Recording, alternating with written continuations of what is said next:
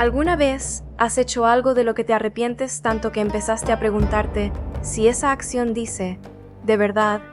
quién eres tú en el fondo? No hablo necesariamente de un solo error enorme. A veces es un patrón, años de decisiones de las que no te sientes orgulloso, una vida construida sobre ambiciones que hoy te parecen vacías, relaciones en las que no fuiste la persona que te hubiera gustado ser. Y con el tiempo, ese arrepentimiento deja de sentirse como algo que hiciste y empieza a sentirse como algo que eres. Como si el pasado tuviera ya la última palabra sobre quién puedes llegar a ser. Hay un hombre que pasó más de una década de su vida adulta persiguiendo ambición, placer y una carrera que le diera prestigio, mientras evitaba, de forma bastante consciente, cualquier cosa que se pareciera a un examen honesto de su propia conducta. Tuvo un hijo fuera del matrimonio con una mujer con la que vivió durante años sin casarse. Se unió durante casi una década a una secta religiosa que él mismo, más tarde, calificaría de error profundo, y sin embargo, ese mismo hombre terminaría convirtiéndose en uno de los pensadores más influyentes de toda la historia del cristianismo occidental, no a pesar de haber escrito sobre sus propios errores con un nivel de honestidad que nadie antes había mostrado en un texto de ese tipo, sino precisamente gracias a ello. Su nombre era Agustín. Hoy lo conocemos como San Agustín de Hipona, y su respuesta a la pregunta de si puedes cambiar quién eres, después de haber hecho cosas de las que te arrepientes profundamente, es una de las más honestas que ha dejado la historia. Nació en el año 354, en la ciudad de Tagaste, en la provincia romana de Numidia, en el norte de África, territorio que hoy forma parte de Argelia. Su padre, Patricio, era un funcionario municipal de recursos modestos, pagano durante la mayor parte de la vida de Agustín, aunque se convertiría al cristianismo poco antes de morir. Su madre, Mónica, era una cristiana profundamente devota, cuya influencia sobre él sería, con el paso de los años, decisiva, aunque no de forma inmediata, ni sin una enorme cantidad de sufrimiento de por medio para ella. Agustín describiría después, en el texto que lo haría famoso siglos más tarde, un episodio de su infancia que a primera vista parece completamente trivial, pero que él mismo analizaría con una profundidad sorprendente. A los 16 años, junto a un grupo de amigos, robó peras de un árbol vecino, no porque tuviera hambre, ni porque las peras fueran especialmente valiosas o apetecibles, sino, según sus propias palabras, únicamente por el placer de hacer algo prohibido en compañía de otros. Terminaron arrojando la mayoría de las peras a los cerdos, sin siquiera comerlas. Ese episodio, aparentemente menor, se convertiría después en uno de los ejemplos centrales que Agustín usaría para explicar algo que le parecía mucho más inquietante que cualquier pecado motivado por una necesidad concreta: la capacidad humana de hacer el mal simplemente por el gusto de transgredir, sin ninguna otra recompensa real de por medio, solo por la extraña atracción que ejerce, a veces, lo prohibido en sí mismo.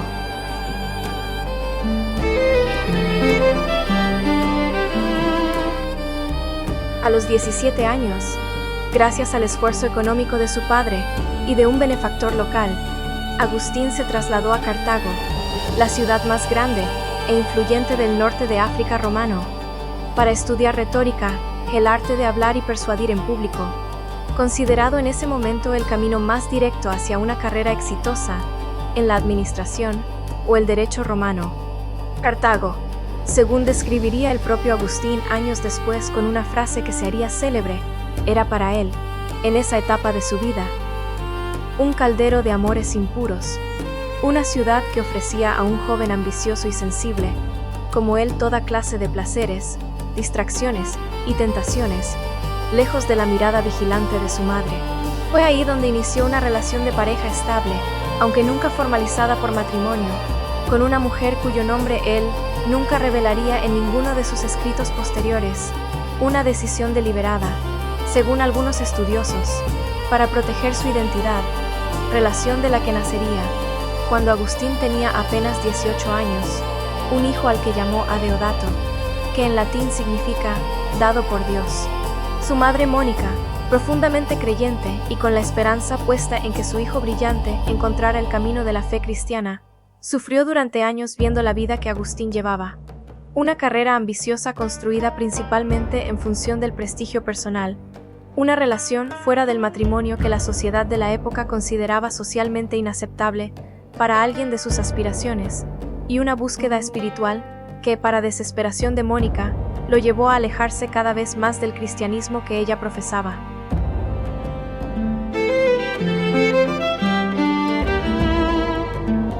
Alrededor de los 19 años, tras leer un texto del filósofo romano Cicerón, que lo impulsó a buscar respuestas más profundas sobre el sentido de la vida, Agustín se unió a una secta religiosa conocida como el maniqueísmo, fundada por un profeta persa llamado Mani un par de siglos antes, que ofrecía una explicación del mundo basada en una lucha eterna entre dos fuerzas opuestas: la luz y la oscuridad, el bien y el mal, entendidos casi como dos sustancias reales en conflicto permanente.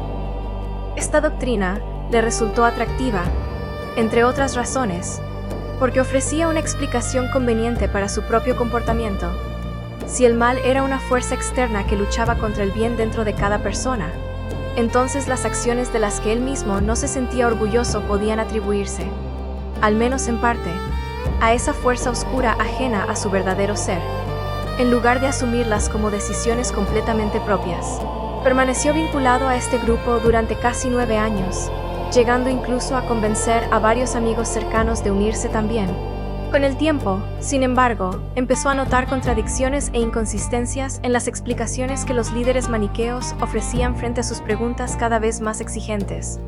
particularmente sobre temas de astronomía y ciencia natural que él dominaba bien gracias a su formación. Un encuentro decepcionante con Fausto de Milevo,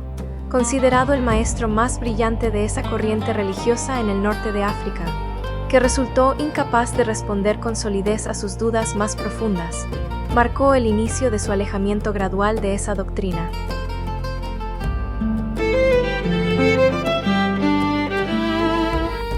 En el año 383, Agustín tomó una decisión que su madre Mónica viviría con una angustia enorme. Viajó a Roma y después a Milán, entonces la capital administrativa de facto del Imperio Romano de Occidente, para expandir su carrera como profesor de retórica en un escenario mucho más prestigioso. Según su propio relato posterior, escrito años después, engañó deliberadamente a su madre respecto al momento exacto de su partida, dejándola en el puerto, rezando toda la noche en una capilla cercana, mientras él zarpaba sin despedirse directamente, precisamente para evitar que ella lo convenciera de quedarse o insistiera en acompañarlo. En Milán, obtuvo un puesto oficial como profesor de retórica de la corte imperial, un logro profesional considerable para un hombre de origen provincial y recursos modestos. Fue también en Milán donde, casi por casualidad al principio, comenzó a asistir a los sermones del obispo local, Ambrosio, atraído inicialmente más por la calidad técnica de su oratoria, algo que Agustín, como profesor de retórica, podía apreciar profesionalmente, que por un interés religioso genuino. Sin buscarlo de manera consciente, sin embargo, el contenido de esos sermones, que presentaban una interpretación del cristianismo mucho más sofisticada intelectualmente que la versión simplificada que Agustín conocía de su infancia, incorporando ideas de la filosofía neoplatónica que él ya admiraba por otros caminos, comenzó a desmontar, poco a poco, las objeciones intelectuales que durante años lo habían mantenido alejado de la fe de su madre.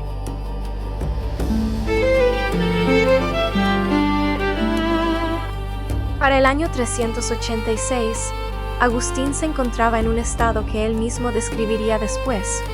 con una honestidad poco habitual para la época, como una guerra interna prolongada y dolorosa. Intelectualmente,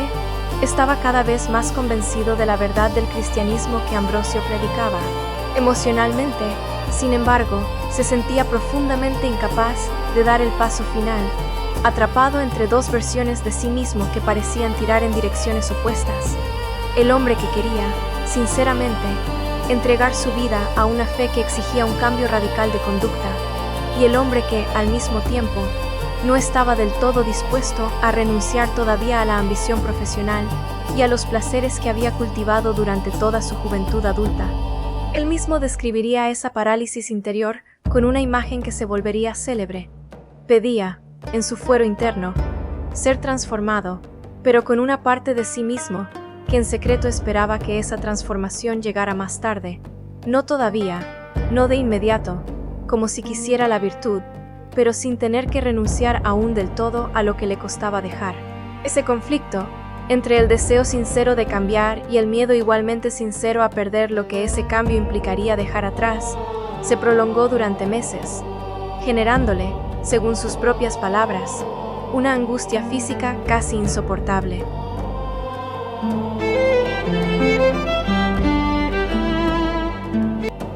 El momento decisivo, según el relato que el propio Agustín dejaría escrito años después, ocurrió en el verano del año 386, en el jardín de la casa donde se hospedaba en Milán. Tras una conversación particularmente intensa con un amigo sobre la vida de otros hombres que habían abandonado carreras prometedoras para entregarse por completo a la vida religiosa, Agustín salió al jardín, profundamente agitado, y se dejó caer bajo un árbol de higuera, llorando con una angustia que describiría como el punto más bajo de toda esa lucha interior prolongada. En medio de ese llanto, según su propio relato, escuchó lo que le pareció la voz de un niño o una niña en una casa vecina, repitiendo una y otra vez una frase en un juego infantil: toma y lee, sin poder recordar ningún juego infantil que usara esas palabras exactas. Agustín lo interpretó como una señal dirigida directamente a él, y regresó al lugar donde había dejado un rollo con las cartas del apóstol Pablo. Lo abrió al azar, y sus ojos cayeron sobre un pasaje que hablaba de dejar atrás los excesos y las ambiciones desordenadas de la vida anterior, para revestirse de una forma de vida completamente distinta. Según describiría después, no necesitó leer más. En ese instante, sintió que la lucha interior que lo había paralizado durante meses simplemente se disolvía, reemplazada por una certeza serena que no había logrado alcanzar con años de argumentación intelectual. Corrió a contárselo a su madre Mónica, que llevaba años rezando exactamente por ese momento, y que, según el propio Agustín, recibió la noticia con una alegría que superaba con creces cualquier ambición material que hubiera podido desear para él.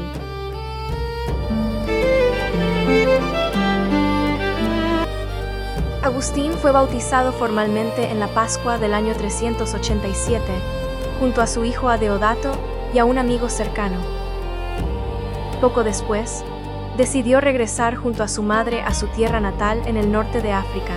En el trayecto, mientras esperaban un barco en el puerto de Ostia, cerca de Roma, Agustín y su madre compartieron una conversación que él describiría después como uno de los momentos más elevados de toda su vida espiritual.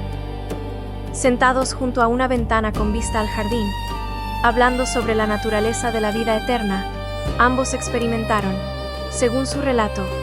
una sensación compartida de trascendencia que los dejó, durante un instante, casi sin palabras. Pocos días después de esa conversación, Mónica enfermó repentinamente y murió,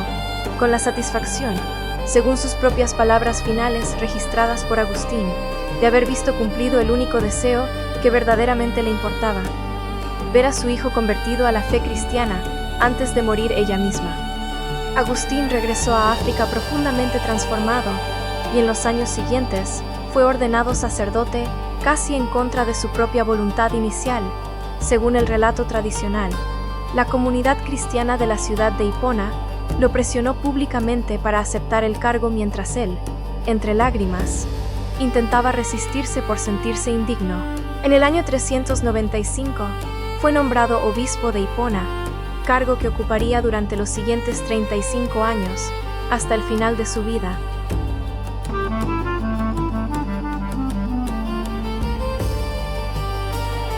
Fue durante esos años como obispo cuando Agustín escribió el texto que lo haría inmortal en la historia de la literatura occidental,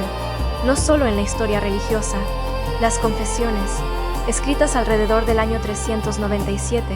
un extenso relato autobiográfico dirigido, formalmente como una larga oración a Dios, pero que en la práctica se convertiría en algo sin precedentes claros en la literatura antigua,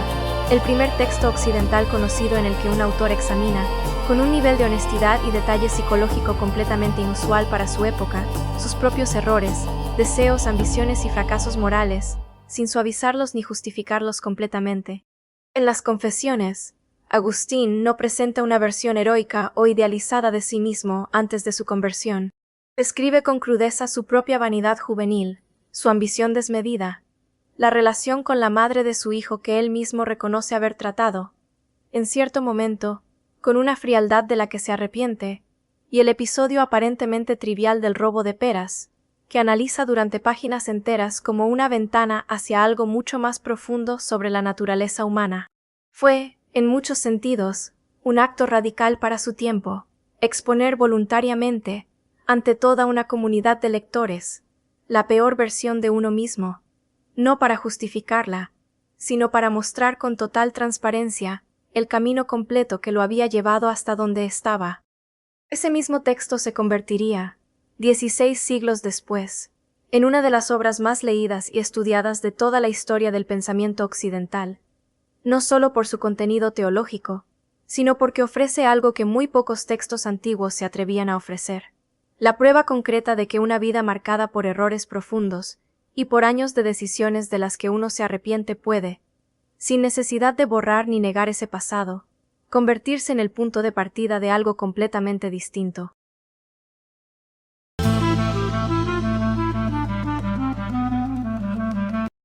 Lo que distingue la historia de Agustín de muchos otros relatos de transformación personal es que él nunca pretendió que su pasado simplemente hubiera dejado de existir, ni que la persona que había sido durante casi 30 años se hubiera borrado por completo al momento de su conversión. Al contrario, escribió sobre esa persona, con nombres, con detalles concretos, con una honestidad que muchos de sus contemporáneos consideraron incómoda, precisamente porque entendía que negar o esconder ese pasado no lo haría más libre de él, solo lo dejaría cargándolo en secreto, sin poder aprender realmente nada de esa parte de su historia. Si tú cargas hoy con años de decisiones de las que te arrepientes profundamente, una relación en la que no fuiste quien querías ser, una ambición que hoy te parece vacía, un patrón de conducta que te avergüenza cuando lo miras con honestidad, la historia de Agustín no ofrece la promesa fácil de que ese pasado simplemente dejará de importar de un día para otro. Ofrece algo distinto, y quizás más útil, la posibilidad real de que ese mismo pasado, examinado con honestidad en lugar de escondido con vergüenza, pueda convertirse en la base más sólida de la persona que todavía puedes llegar a ser, no a pesar de haberlo vivido, sino, en cierto sentido, gracias a haberlo atravesado con los ojos abiertos. El hombre que robó peras solo por el placer de transgredir, que tuvo un hijo fuera del matrimonio, que pasó 9 años convencido de una doctrina que después reconocería como un error, y que engañó a su propia madre para escapar de su vigilancia. Es el mismo hombre cuyos escritos sostendrían, durante los siguientes 1600 años, buena parte de la teología cristiana occidental. No hubo un borrón y cuenta nueva mágico. Hubo, en cambio, una decisión de mirar de frente todo ese recorrido, sin editarlo para quedar mejor parado, y construir algo nuevo exactamente a partir de esa honestidad.